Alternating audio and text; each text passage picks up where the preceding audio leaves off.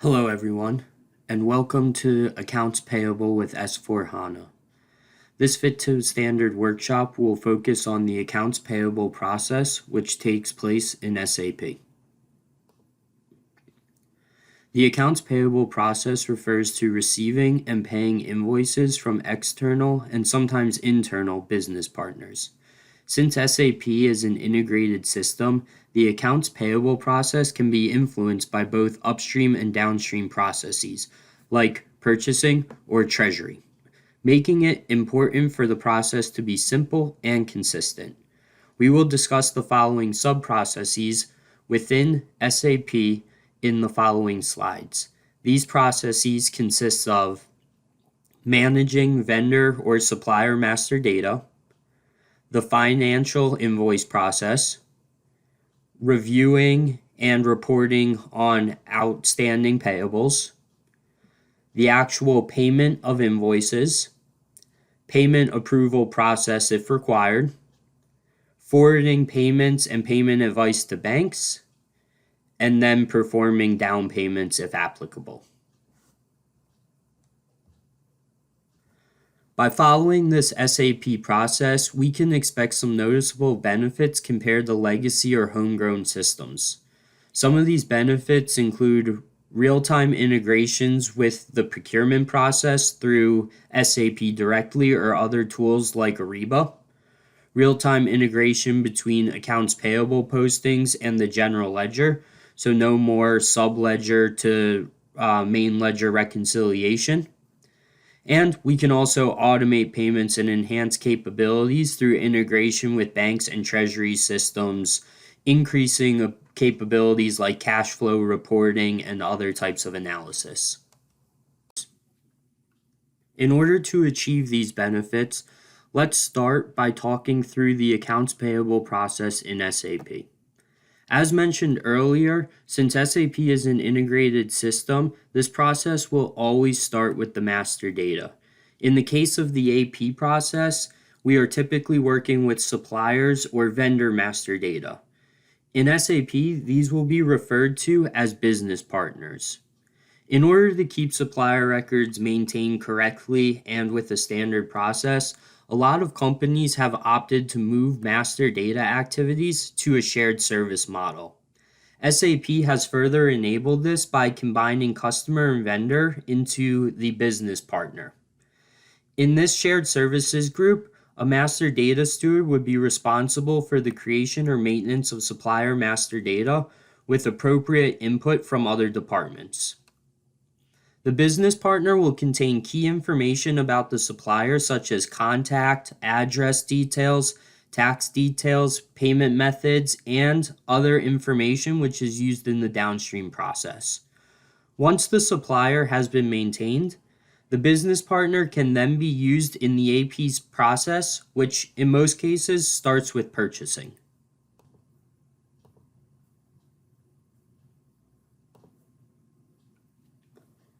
From a finance perspective, though, the first step in the AP process is receiving the AP invoice. There are multiple ways in which SAP can receive an invoice. There's manual creation through FB60 or now a Fiori app, where, for example, if a supplier sends us an invoice via mail or email, then we can manually upload that into the SAP system. There is some ability to add workflow approval in this process as well. Besides manual creation, SAP also gives us the opportunity to automate the creation of invoices in the system. In this example, we have integration with SAP Ariba, where the supplier invoice would be automatically received into that system and then generated in SAP. Either option, the important part is that the invoice document is now available in SAP for payment.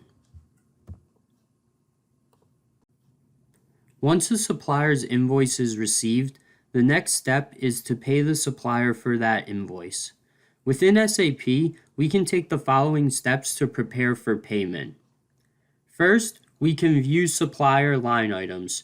We can see what's open and see what we have to pay. The next thing that we can do is manage payment blocks. We can review to understand if a supplier has been put on a payment block due to a number of reasons, such as disputes, short pays, etc.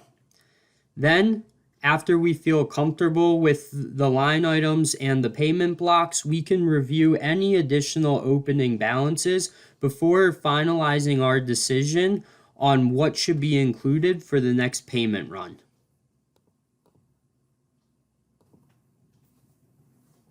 Once we are ready to move forward with the payment and the supplier analysis has been completed, then we can actually perform the payments in SAP. SAP offers both an automated and a manual option, F110 or F-53 respectively, to perform outgoing payments from the system. Before these payments are actually finalized, SAP will generate a payment proposal. This payment proposal provides the recommended invoices and amounts which should be paid in any given period. The accounts payable clerk can review this proposal and edit it as they see fit. Once the AP clerk is satisfied with the proposal, they can then either release it for payment or send it for additional approval if required.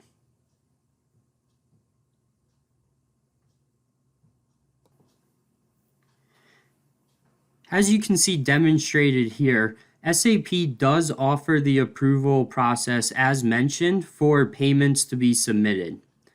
In this process, the AP clerk can send the payments or the payment proposal to a manager for approval. The manager can then provide their approval, and once approved, the payment run would then be released in the SAP system, creating the appropriate payment methods based on the suppliers and the invoices.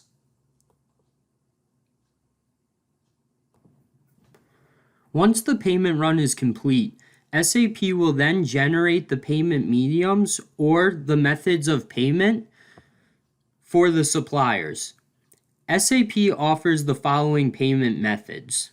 The first is checks. SAP can be connected to special printers and generate checks with remittance advice included. In order to make sure that this stays reconciled with the bank's records, SAP also will generate a positive pay file to send to banks for reconciliation as well. ACH or wire is the other option for which payments can be made out of SAP. SAP can be integrated with banks like Bank of America or JP Morgan, for example, and share a file to them every day or even hourly, which would tell them which payments should be made. The payments then clear the open items on that supplier and generate a payment document in SAP for reference, reconciliation, and reporting purposes. Now that we've talked about the typical payment process within SAP, it's also important to note that SAP does also offer the ability to create and manage down payments in the system.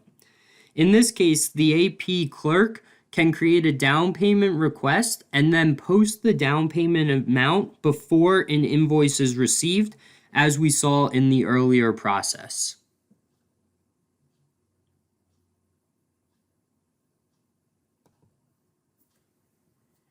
If a mistake was made during the payment process, automated or manual, the cleared items can be reset or reversed based on the reason, i.e. wrong invoice paid or a mistake was made in the payment amount.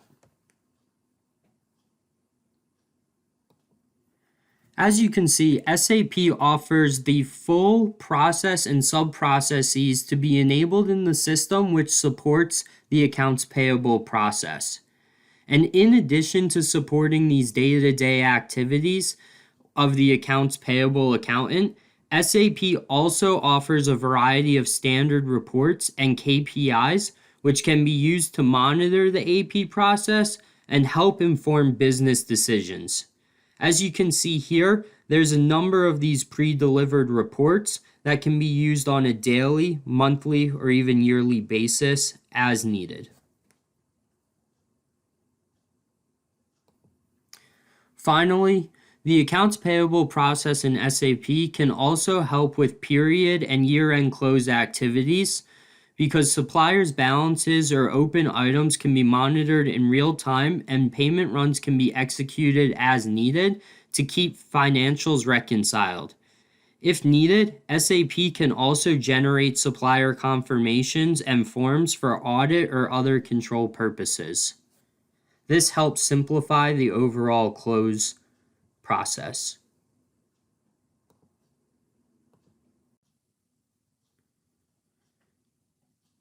In summary, from today's presentation, I hope you will take away the following. SAP provides end-to-end capabilities for the full accounts payable process.